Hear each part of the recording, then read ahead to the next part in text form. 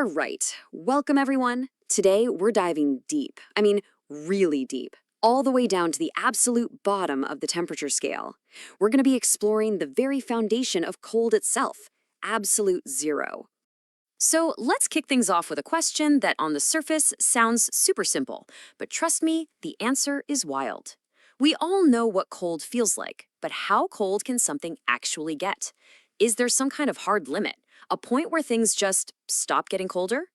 Okay, so to even begin to understand the limit of cold, we've got to kind of reset our brains about what cold or temperature even is. It's definitely not just a number or a feeling.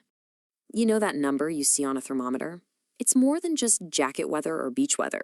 It's actually a secret reading of this invisible, super energetic world happening inside every single thing around us. Yeah, literally everything. The air, the desk you're at, you, it's all made of these tiny, tiny particles.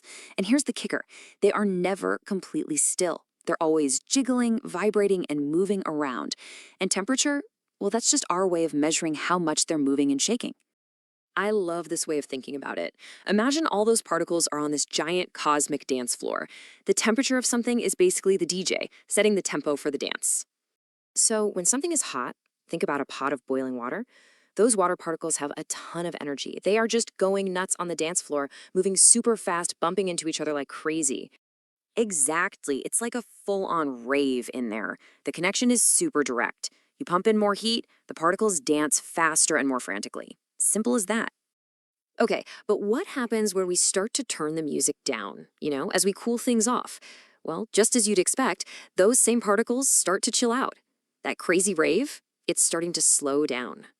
And it turns into more of a slow dance. The whole thing holds true in reverse. A colder object is just one where its particles have way less kinetic energy. That's the energy of motion. They're just kind of shuffling their feet. And this right here is the big aha moment. If we keep slowing the music down, if we keep making things colder and colder, what happens? Is there a point where the music just stops? Can the particles stop moving altogether? Right, this whole idea of particles flowing down leads to a really logical conclusion. There has to be an ultimate limit, right? A floor, a point where things just can't get any slower. It just makes sense. You can't move slower than not moving at all. So there must be a final ultimate state of cold, a temperature where you've squeezed out all the motion energy you possibly can. And scientists have actually calculated what that theoretical limit is. It's minus 273 degrees Celsius. Or for those of you thinking in Fahrenheit, that's about minus 460 degrees. That is mind-bogglingly cold, a temperature you will never ever find naturally here on Earth.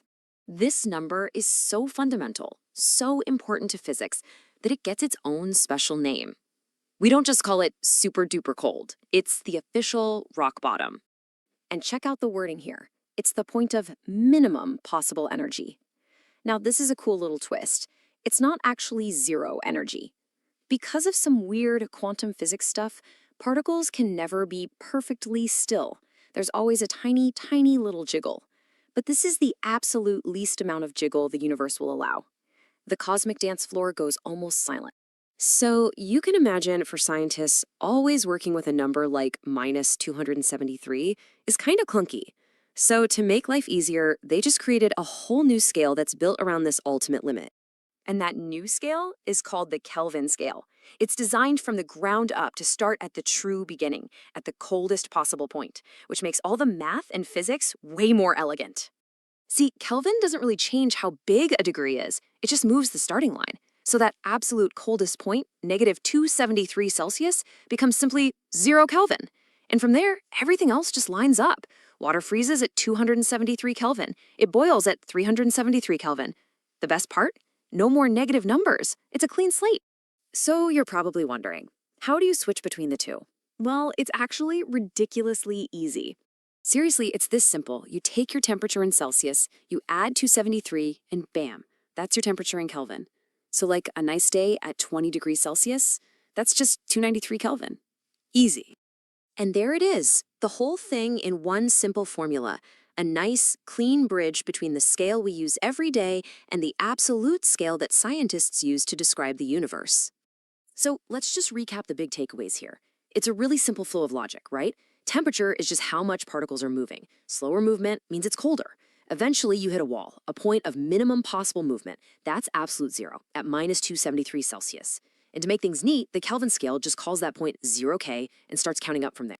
And that leaves us with one last really juicy question to chew on.